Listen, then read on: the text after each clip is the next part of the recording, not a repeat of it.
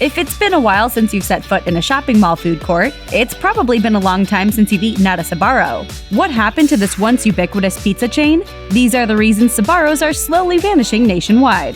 The biggest problem Sbarro faces is the changing way in which Americans are doing their shopping. Changing consumer tastes are taking a toll on the food court at your local mall. Sbarro's strategy was intrinsically tied to its shopping mall locations. But with malls in serious decline across the country, suddenly Sbarro no longer has a captive audience to sell to. And when people do go to the mall, there are far more options than there used to be, with healthy options, locally sourced food, and even craft beer. Sbarro might be there, somewhere between the Sweet Green and the Bear Burger, but the competition is a lot stronger than it used to be. Sbarro Restaurant, or as some of you may know us, that place in the mall food court that always has the shortest line. In the 1990s, one of the things that gave Sbarro cachet was the exclusivity of its product. If you wanted to get down on some greasy pizza, you had to find a pizza place. It's like right here is my favorite New York pizza joint, and I'm gonna go get me a New York slice. Not anymore, though. Pizza is now available seemingly everywhere, from the frozen food aisle in your grocery store to the snack bar at your gas station. And with pizza chains on every street corner, you can even have hot, fresh pizza delivered to your doorstep simply by picking up your smartphone. Plus, those other chains have a lot more options than Sbarro does. Joints like Domino's and Pizza Hut allow patrons to try all sorts of inventive toppings, new sauces, and offbeat crust choices. Sbarro just hasn't kept up with the times.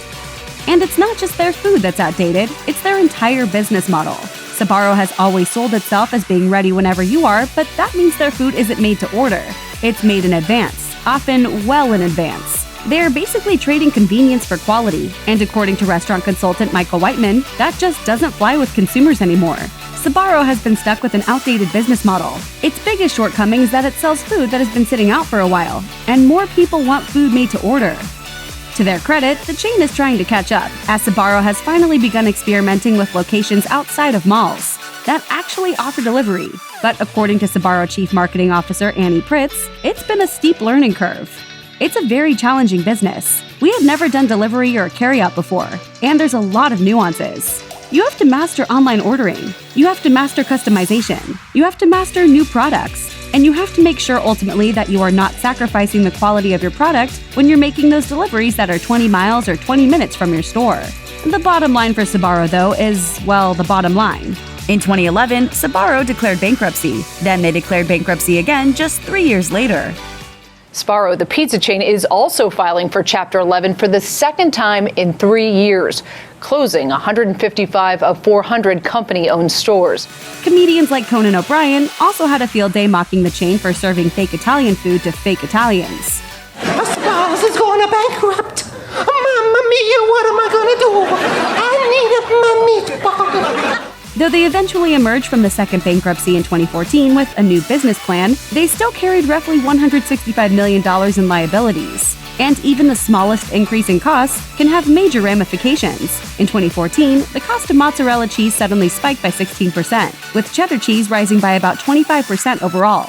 Given the amount of cheese a pizza chain the size of Sbarro goes through, those types of unexpected price hikes can be difficult to weather, especially for a chain in the process of rebuilding itself from scratch.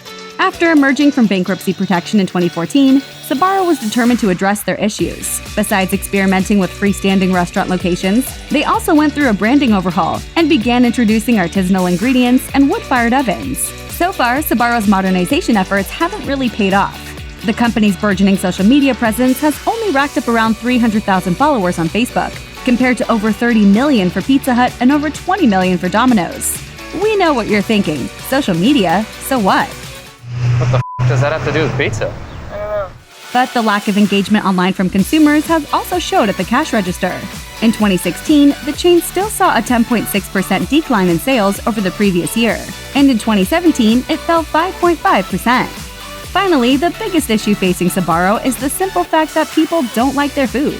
In 2014, a Consumer Report survey of over 30,000 customers ranked Sbarro as the worst fast food chain in America. No wonder the chain is disappearing. Sbarro's Pizza started from the bottom and now still very much at the bottom.